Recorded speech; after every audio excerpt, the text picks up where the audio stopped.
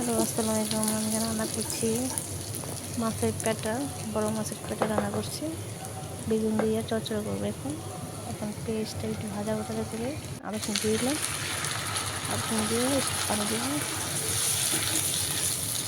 দিয়ে কষাবো। হলুদ গুঁড়া 1 চামচ,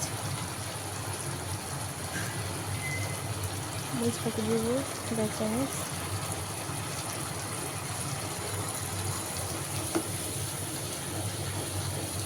দিয়ে ভালো করে লবণ দিয়ে নাড়বো, কষাবো।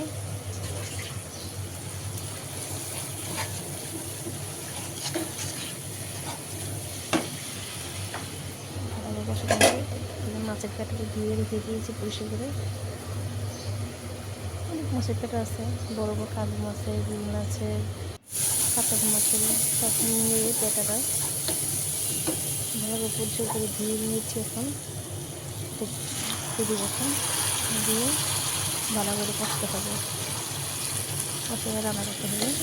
সেটা গোল করে দেবে।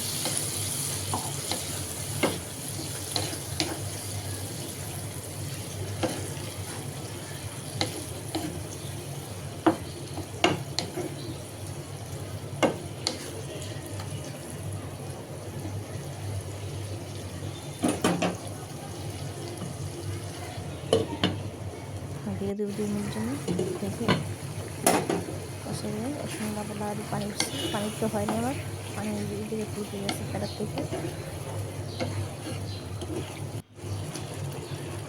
এখন বেগুন দিয়ে লাড়বো, নেড়ে কষাবো। এটা কষানো হলে ভালো করে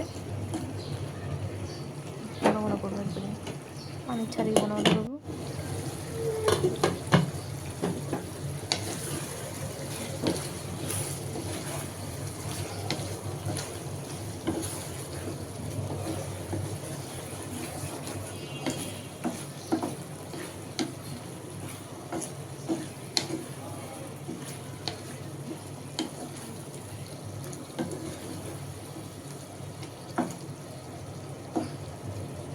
পেটের আগে আমি খেতাম না, এখন আমার অনেক পছন্দ। আগে আমার শাশুড়ি রান্না করতে আমি খেতে চাইতাম না, এখন আমি একটু কাঁচামরিচ, ফ্লেভারটা ভালো লাগবে, কাঁচামরিচের ঝালটা একটু গন্ধ আছে, মাছের তেমনি গন্ধ লাগে। এই জন্য একটু দিনে দিলে কি দিনে দিলে ফ্লেভারটা ভালো লাগে, গন্ধটা কম লাগে।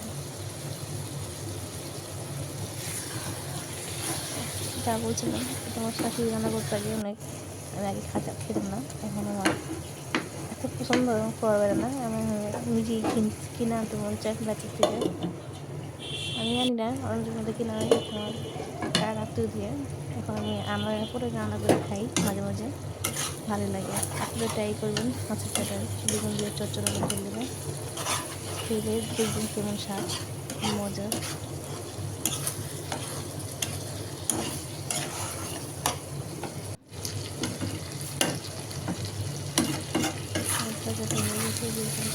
ভাজা ভাজা হয়ে গেলে